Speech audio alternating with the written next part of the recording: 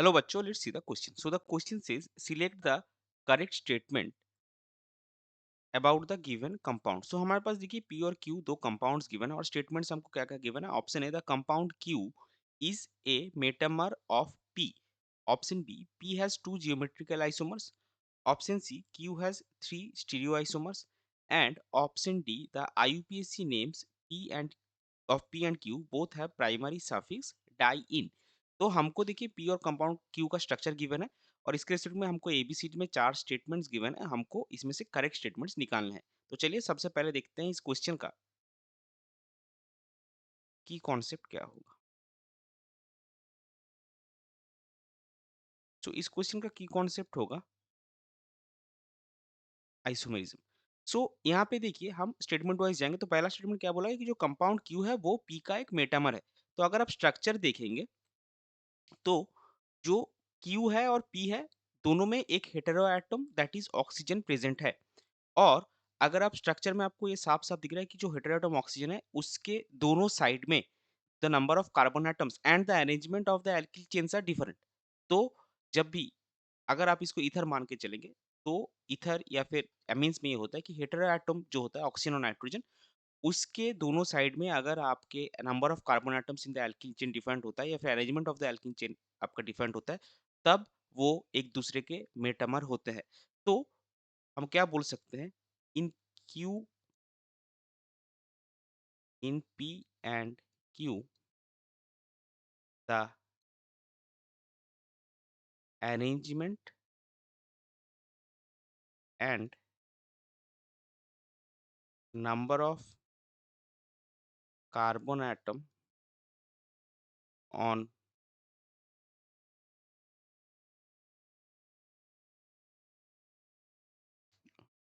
both side of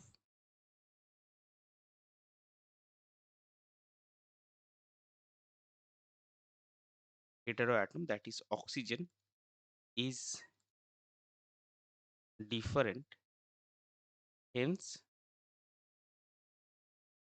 Q जो है is a metamer of P. क्योंकि ये वाला जो आइसोमरिज्म है कि हेटेरोएटम के दोनों साइड में जो एल्किल चेन या फिर जो भी सब्स्टिट्यूशन है उसका अरेंजमेंट और number of carbon atoms different होंगे तो उसको हम मेटामरिज्म बोलते हैं. तो Q आप P का मेटामर हो गया with respect to that heteroatom oxygen और अरेंजमेंट ऑफ एटम्स विद और ग्रुप्स और chains with respect to the heteroatom oxygen. अभी चलते हैं दूसरे स्टेटमेंट में. दूसरे स्टेटमेंट में क्या बोला गया बी में कि आपका जो पी है उसका दो जियोमेट्रिकल आइसोमर्स होंगे. तो पी में देखिए आपका यहाँ पे ये CH2 हो गया. तो ये पे अगर ये CH2 हो गया तो इसका मतलब क्या कार्बन में दोनों सेम ग्रुप जुड़ा है. तो ये वाला जो डबल बॉन्ड है this is not a stereo centre. लेकिन ये वाला जो डबल बॉन्ड है ये आपका क्या है ये आपका स्टीरियो सेंटर है.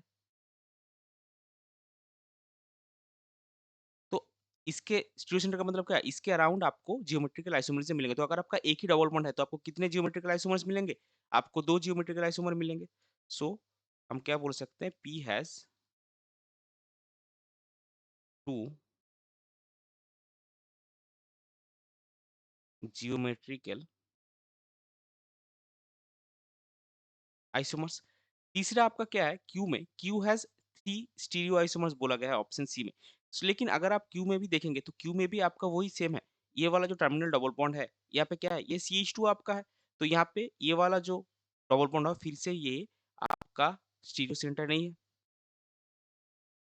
फिर से ये आपका स्टीरियो सेंटर नहीं है. तो आपका स्टीरियो सेंटर यहाँ पे कितना होगा वही सेम जो एक डबल बॉन्ड यहाँ पे काम कर रहा है वही आपका स्टीरियो सेंटर होगा. सो यहाँ पे आपका ये वाला जो डबल बॉन्ड है यही आपका स्टीरियो सेंटर होगा.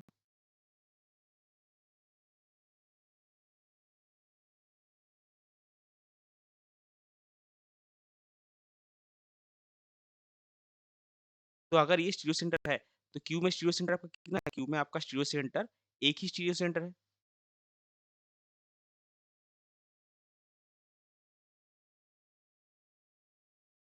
क्यू has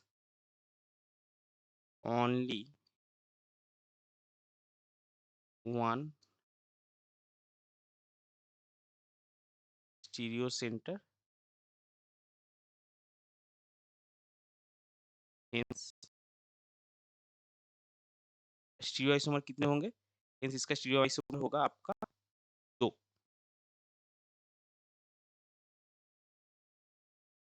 hence 2 आपको मिलेगा stereo isomers.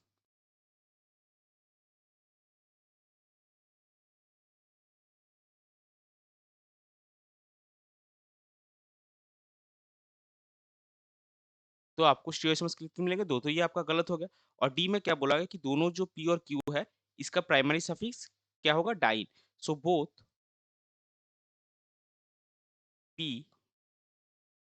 And Q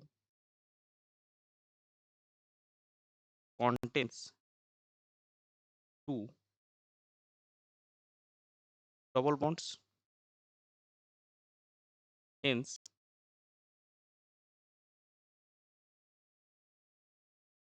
they will have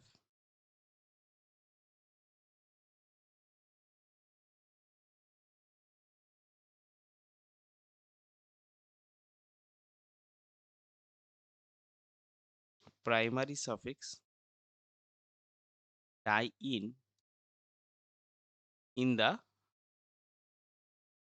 IUPAC name। तो हमने क्या देखा? पहला स्टेटमेंट था कि क्यू पी का मेटामर है, वो सही है। दूसरा स्टेटमेंट क्या था कि पी का 2 जियोमेट्रिकल आइसोमर्स होगा, वो भी सही है। तीसरा स्टेटमेंट क्या था कि क्यू का आपका 3 स्टीरियो आइसोमर होगा, लेकिन हमने क्या देखा? क्यू का आपका 1 स्टीरियो आइसोमर है। और चौथा जो है डी में स्टेटमेंट क्या था कि आईयूपीएसी नेम्स पी और क्यू का आईयूपीएसी नेम में प्राइमरी सफिक्स आपका डाइन होगा। तो ऑब्वियसली वो क्योंकि दोनों में ही आपका 2 डबल बॉन्ड प्रेजेंट है तो डाइन होगा। तो सी वाला जो स्टेटमेंट है बस वो गलत है, बाकी सारे सही है। तो हमको वही चूज़ करना था कि कौन-सा स्टेटमेंट करेक्ट था। सो इस पर्टिकुलर क्वेश्चन के लिए आपका करेक्ट फाइनल आंसर हो जाएगा option A, option B and option D. I hope you understood it well. Best of luck. Thank you.